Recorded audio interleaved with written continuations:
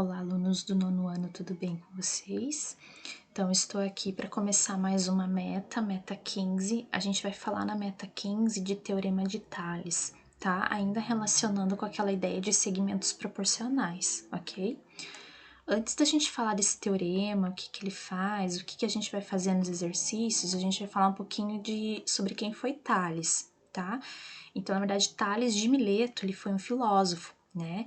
O primeiro filósofo ocidental de que se tem notícia. Aqui diz, considerado um dos 7 sábios da antiguidade, também o pai da filosofia.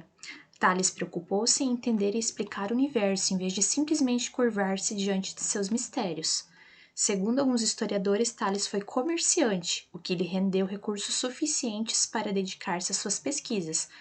Tales provavelmente viajou para o Egito e a Babilônia, entrando em contato com astrônomos e matemáticos. Depois de aposentado, passou a dedicar-se à matemática, estabelecendo os fundamentos da geometria, tá? Então, esse teorema leva o nome dele, Teorema de Tales. A proporcionalidade também é a base do Teorema de Tales, como eu falei para vocês, né? A gente vai continuar trabalhando com proporcionalidade, sendo um dos mais famosos teoremas, tá? Da matemática. Então, assim, ó, Teorema de Tales, né? Tem a ver com proporcionalidade, ou seja, para entender, a gente tem que considerar a figura que envolve proporcionalidade, que é assim, a gente tem 3 retas aqui, tá? É reta RST, que a gente chama de retas paralelas, lembra de paralela que tá, as 3 estão na mesma direção, e eu tenho essas duas aqui que a gente chama de retas transversais, tá? E aí eu tenho o encontro dessas retas paralelas com as transversais, que são esses pontos aqui, A, B e C, e aqui eu tô chamando de A', B' e C', que a gente chama de pontos correspondentes, tá? A', B', B', C', C', ok? Então, aqui no Teorema de Tales, né? Essas 3 retas que são chamadas de feixes, tá? Feixes de retas paralelas, intersectadas, quer dizer cortadas, tá? Por transversais, por segmentos transversais, formam segmentos de retas proporcionalmente correspondentes. Então, diz assim, que se 2 retas transversais, igual a gente tem aqui, né? As 2 transversais, ó, essas 2. Intersectam, ou seja, cortam, né? Um feixe, um conjunto de retas paralelas, no caso aqui a gente tem 3, né? Então, a razão, que é uma divisão entre quaisquer 2 segmentos de uma transversal, será igual à razão dos segmentos correspondentes da outra transversal. Assim, podemos concluir a seguinte relação que segue, de acordo com o Teorema de Tales, uma proporção. Então, como que monta essa proporção? Ela fica assim, né? Lá na nossa figura, até destaquei aqui em amarelinho os segmentos, porque a gente tinha as 3 retas aqui.